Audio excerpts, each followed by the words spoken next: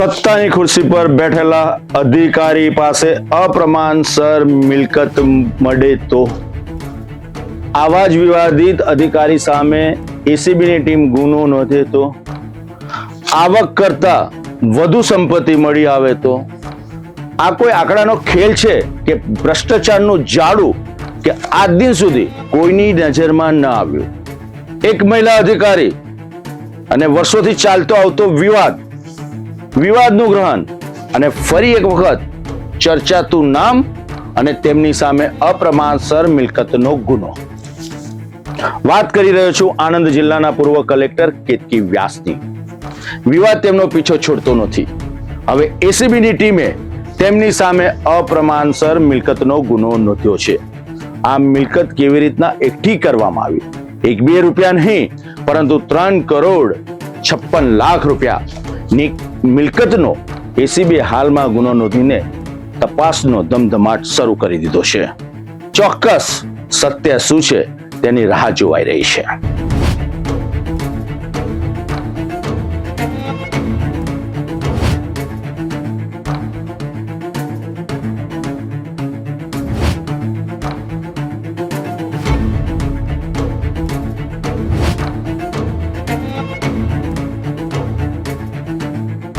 સામાન્ય માણસ વર્ષો સુધી મહેનત કરે તો પણ પોતાનું ઘર ઊભું કરવું મુશ્કેલ બને. પરંતુ જ્યારે કોઈ સરકારી અધિકારીની સંપત્તિના આંકડા તેની આવક કરતાં અનેક ગણા મોટા દેખાવા લાગે ત્યારે સવાલો ઊભા થવા સ્વાભાવિક છે. અને હવે આવા જ સવાલોના કેન્દ્રમાં છે આણંદના પૂર્વ કલેક્ટર કેતકી વ્યાસ.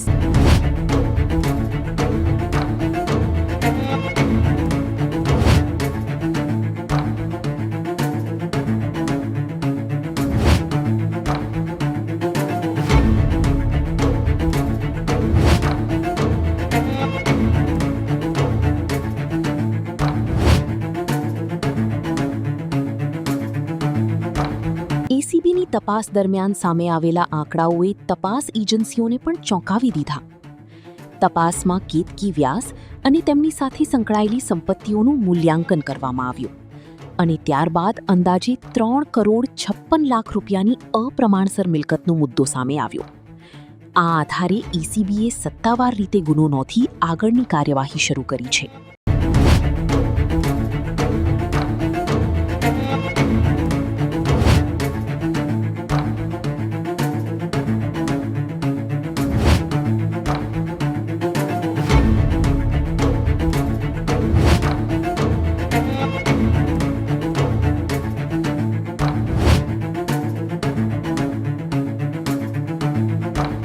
આ પ્રથમવાર નથી બન્યું જ્યારે કેતકી વ્યાસનું નામ ચર્ચામાં આવ્યું હોય.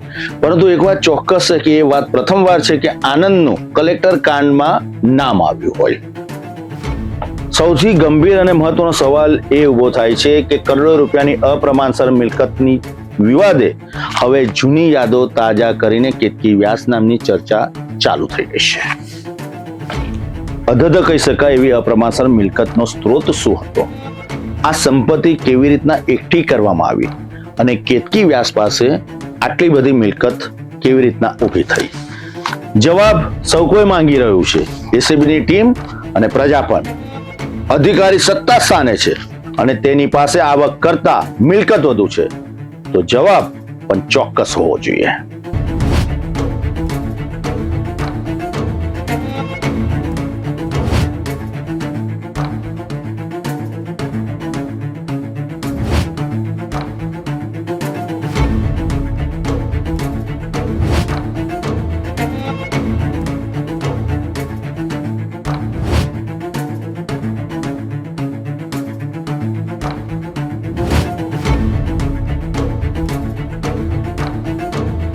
એસીબી હવે માત્ર સંપત્તિના દસ્તાવેજો સુધી મર્યાદિત નથી.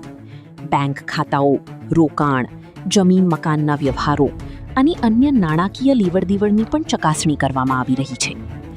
તપાસ એ દિશામાં પણ આગળ વધી રહી છે કે અપ્રમાણસર સંપત્તિ પાછળ કોઈ અન્ય વ્યક્તિ અથવા નેટવર્ક સંકળાયેલું છે કે નહીં.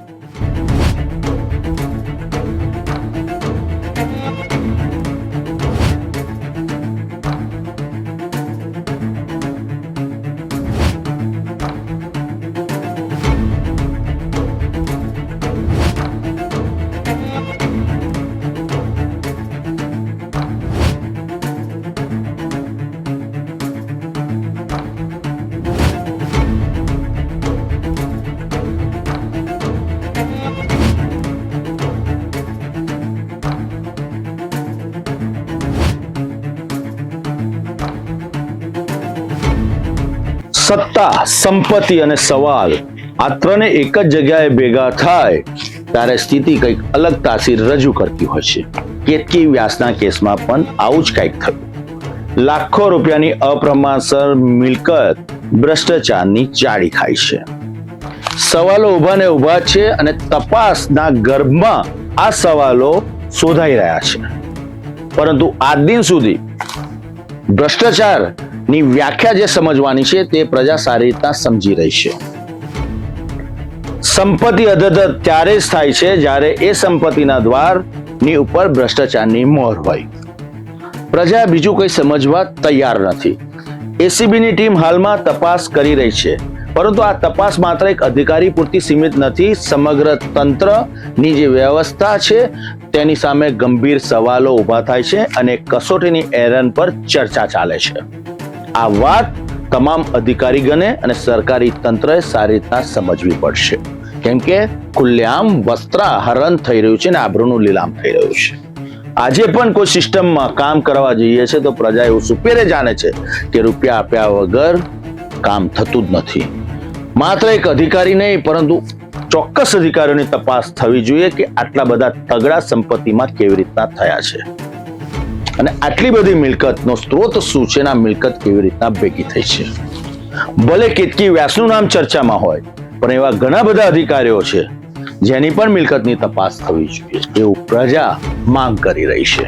હાલમાં તો એસીબીનો તપાસનો ધમધમાટ જોવા મળી રહ્યો છે. હજુ ઘણા બધા નામો બહાર આવશે. ભ્રષ્ટાચારની ચાડી ખાતા ઘણા કેસનો ફાઇલમાં બંધ છે તેનો પણ ચહેરો બહાર આવશે અને ઘણી બધી વિગતો સપાટી પર આવતા જ જે રહસ્યમય વમળો સર્જાયા છે તેના પણ ખુલાસા થશે. અમારી પણ આ કેસ પર ચાંપતી નજર છે. જોતા રહેજો ક્રાઇમ રિપોર્ટને.